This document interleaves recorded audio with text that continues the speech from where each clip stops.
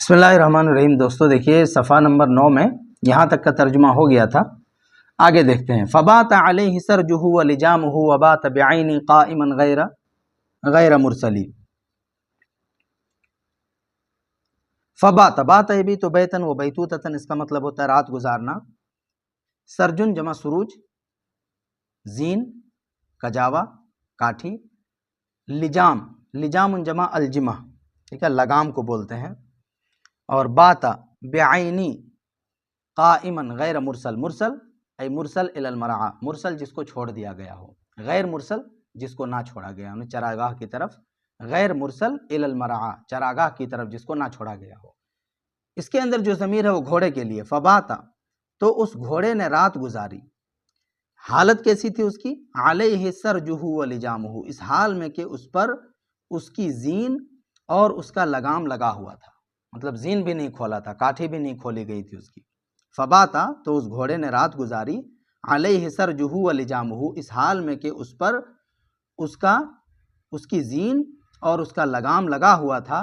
وباتا، اور اس نے رات گزاری، بعینی، میری آنکھوں کے سامنے، اے معاینتی، بعینی اے معاینتی، میری نگاہ کے سامنے اس نے رات گزاری، قائمن، یہ بھی حال ہے، کھڑے ہو کر کے، اور کیا، غیر مرسلی، جس کو چراگاہ کی طرف نہیں چھوڑا گیا تھا، یعنی بغیر کھائے پیے کھڑے ہو کر کے رات اس نے گزار دی۔ فباتا، تو اس نے رات گزاری اس حال میں کہ اس پر اس کی زین اور اس کا لگام لگا ہوا تھا۔ وبات بعینی قائمن، اور اس نے رات گزاری میری نگاہوں کے سامنے، قائمن، کھڑے ہو کر کے، غیر مرسلی اے الی المرعی، جس کو چراگاہ کی طرف چرنے کے لیے نہیں چھوڑا گیا تھا۔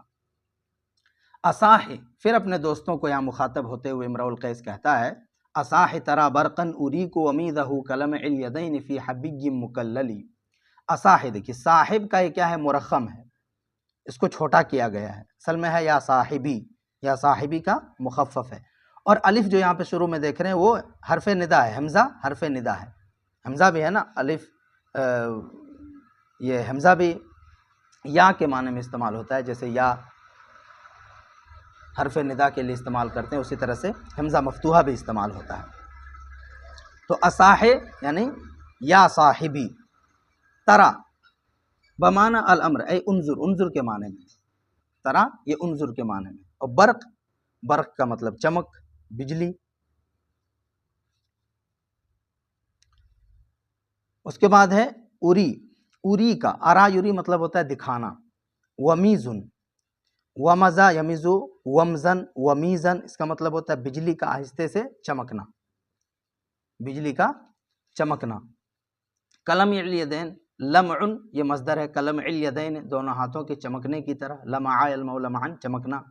فی حبی مکللی، حبی بولتے ہیں بادل کو، ٹھیک ہے، ابر کو، بادل کو، حبیٌ، اور مکلل جو بادل تہ بتہ ہو، ٹھیک ہے، مکلل تہ بتہ یعنی جس کو تاج پہنایا گیا ہو، تو یہاں بادل ہے، یعنی اس کی صفت ہے حبیٍ کی، تو کہیں گے تہ بتہ بادل، ٹھیک ہے، تاج پہنایا ہوا بادل نہیں، تہ بتہ بادل۔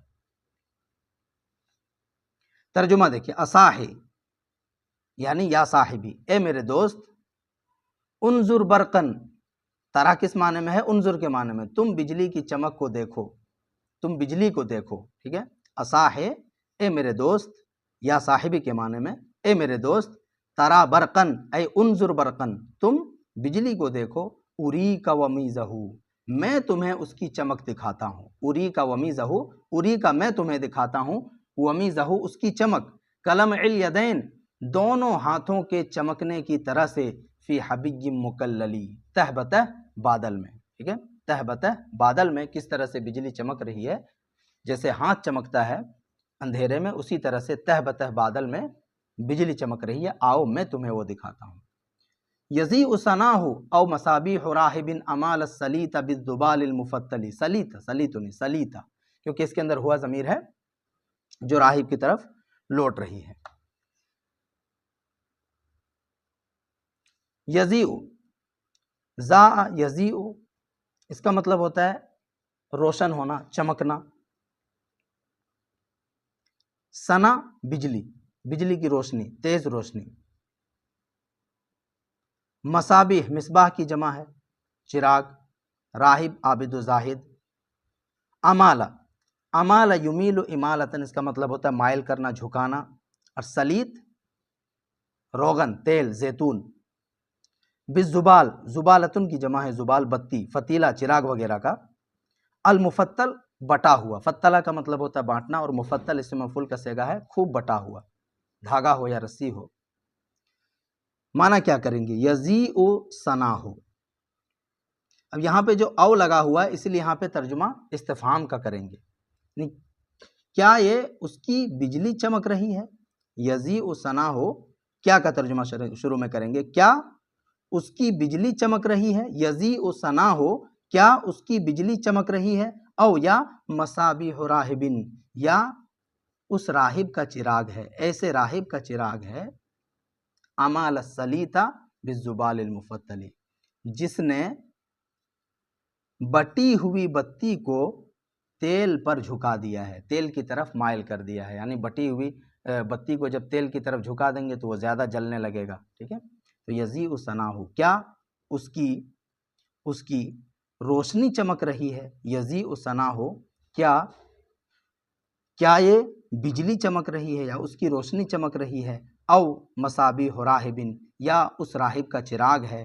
امال السلیط بالزبال المفتل، جس نے بٹی ہوئی بتیوں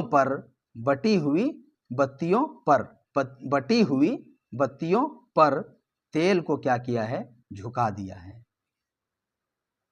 آگے دیکھیے، قعدت له وصحبتی بین زارج وبین العزیب بعدما متأملی. قعدت له اے لانظر الی المطر، بارش کی طرف دیکھنے کے لیے. میں اس کے لیے بیٹھ گیا، یعنی بارش کو دیکھنے کے لیے بیٹھ گیا. قعد یقعد قعودا، بیٹھنا. قعدت له وصحبتی، میں اور میرے دوست، میرے ساتھی اس کو دیکھنے کے لیے بیٹھ گئے. قعدت له وصحبتی، میں اور میرے ساتھی اس کو، یعنی بارش کو دیکھنے کے لیے بیٹھ گئے. بین زارجن جگہ کا نام ہے، وبین العزیب جگہ کا نام ہے، زارج اور عزیب کے درمیان. بعدما متأملی، غور و فکر کرنے کے بعد. تأملا یتأمل تأملا، غور و فکر کرنا. بعدما متأملی، غور و فکر کرنے کے بعد. علی قطن بالشیم ایمن صوبہ وایسرہ علی الستار فیذبلی. علی قطن، قطن یہ پہاڑ کا نام ہے. بالشیم، شیم کا مطلب دیکھنا. شام السحابہ والبرق، بادل اور بجلی کو یہ جاننے کے لیے دیکھنا کہ بارش کہاں ہوگی. ٹھیک ہے، شام السحابہ والبرق.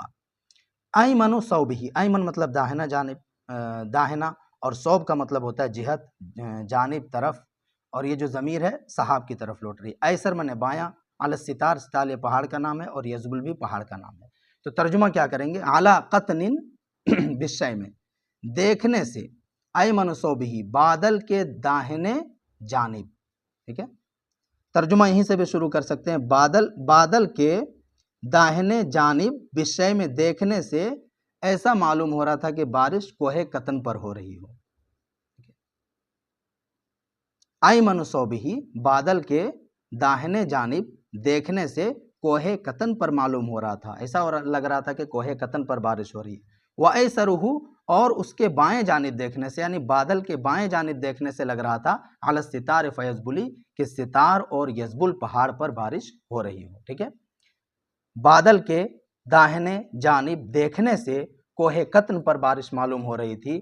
وایسرہ، اور اس کے بائیں جانب دیکھنے سے کوہ ستار اور یذبل پر معلوم ہو رہی تھی. ایک شعر بچا ہوا ہے، اس کو بھی دیکھ لیجئے. فَأَضْحَى يَسُحُّ الْمَاءَ فَوْقَ كُتَيْفَةٍ يَكُبُّ عَلَى الْأَذْقَانِ دَوْحَ الْكُنَهْبَلِ. یسج جو یہ دیا ہوا ہے، صحا یسوح ہوتا ہے. صحا یسوح سہن مطلب ہوتا ہے لگاتار خوب بارش برسنا. صحا الماء. فاضحا، اس کے اندر جو ضمیر ہے الصحاب، اضحا بمعنی سارا. ٹھیک ہے، ہو گیا. کتیفہ یہ جگہ کا نام ہے. کبا یکب، کبن مطلب ہوتا ہے گرانا. کبا علی الاذقان، ذقنن کی جمع اذقان، تھوڑی کے بل گرانا. اور کنہبل دوحتن کی جمع ہے دوحن، بڑے بڑے درخت. اور کنہبل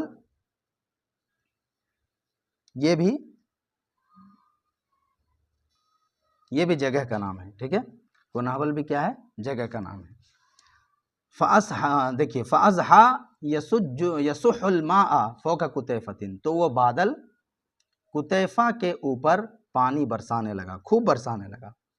وہ بادل فَأَزْحَا، وہ بادل سحاب، وہ بادل یسح الماء فوق قطیفۃ، قطیفہ کے اوپر لگاتار خوب پانی برسانے لگا، یکب علی الاذقان دوح الکنہبلی، جس نے تھوڑیوں کے بل گرا دیا دوح الکنہبلی، کنہبل کے بڑے بڑے درختوں کو، یکب علی الاذقان دوح الکنہبلی، جس نے کنہبل کے بڑے بڑے درختوں کو تھوڑیوں کے بل گرا دیا، یعنی پلٹ دیا ان کو۔